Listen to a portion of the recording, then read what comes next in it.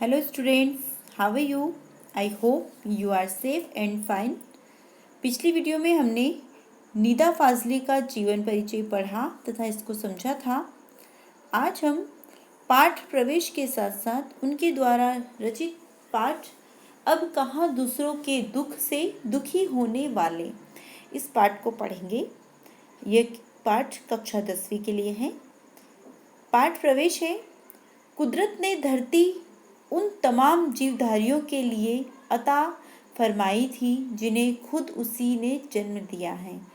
लेखक कहते हैं कि जो कुदरत है, जो भगवान है, जो प्रकृति है, उन्होंने इस धरती को उन जीवधारियों को सौंपी थी जो खुद उसमें जन्म लिया है। जिसने धरती पे जन्म लिया है, धरती माने ये धरती ही उसे सौंपती है।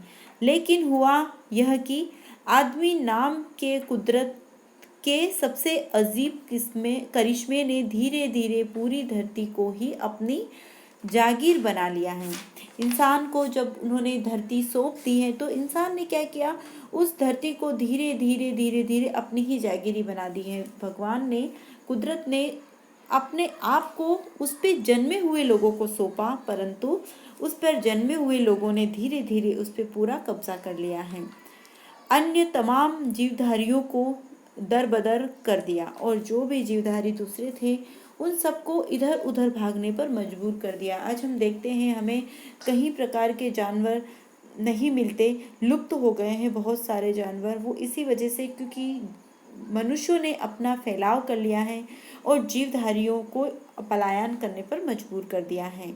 नतीजा यह हुआ कि अन्य जीवधारियों की या तो नस्लें खत्म हो गई हैं या उन्हें अपना ठौर ठिकाना छोड़कर कहीं और जाना पड़ा, या फिर आज भी वे एक आशियाने की तलाश में मारे मारे फिर रहे हैं। हुआ क्या, सब उनकी नस्लें ही खत्म हो गई, उनके नाम पते सब लुप्त हो गए। परंतु बहुत सारे जानवर ऐसे भी हैं जो अपने ठौर ठिकाने मतलब अपने रहने की जगह ढूंढने के लिए इधर उधर भटकते रहे हैं।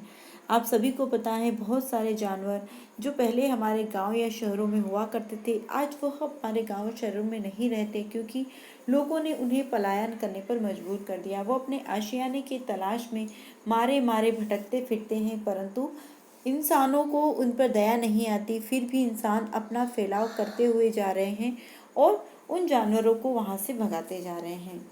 इतना भर हुआ रहा होता तब भी गनीमत होती। लेखक का कहना है कि बस इतने पर ही सारी चीज़ें रुक जाती तो भी बहुत बड़ी बात होती कि बस ठीक है, मनुष्य ने अपना फैलाव किया, जानवर अपने घर ढूंढने के लिए दूसरी जगह चले गए, यहाँ तक किस्सा खत्म। पर ऐसा नहीं हुआ।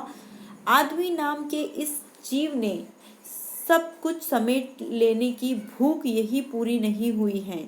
आदमी नाम का जो जीव है उसमें सब कुछ समेटने की जो भूख है वो अभी खत्म नहीं हुई है। अब वह अन्य प्राणियों को ही नहीं, खुद अपनी जात को भी बेदखल करने से जरा भी नहीं परहेज नहीं करता।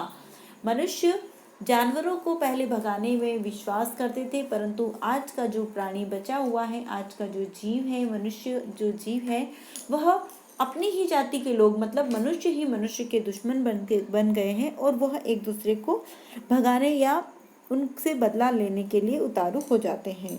आलम यह है कि उसे न तो किसी के सुख दुख की चिंता है, न किसी को सहारा या सहयोग देने की मंशा है। मनुष्य इतना अपने आप मर, इतना अहंकारी और इतना सेल्फिश हो गया है कि उसे दूसरे मनुष्यों की न दुख सुख की कोई चिंता है, ना ही वो दूसरों के सहायता के बारे में सोचता है। जबकि एक मनुष्य को दूसरे मनुष्य की पूरी सहायता करनी चाहिए, परंतु वह मनुष्य ऐसे नहीं करता है। वह उसको भगाने, उसको नीचा दिखाने, उसको मार पीटने पर विश्वास करता है।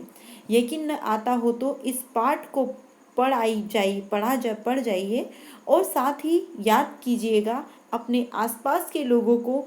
बहुत असंभव है इसे पढ़ते हुए ऐसे बहुत लोग याद आए जो कभी न कभी किसी न किसी के प्रति वैसा ही बर्ताव करते रहे हो।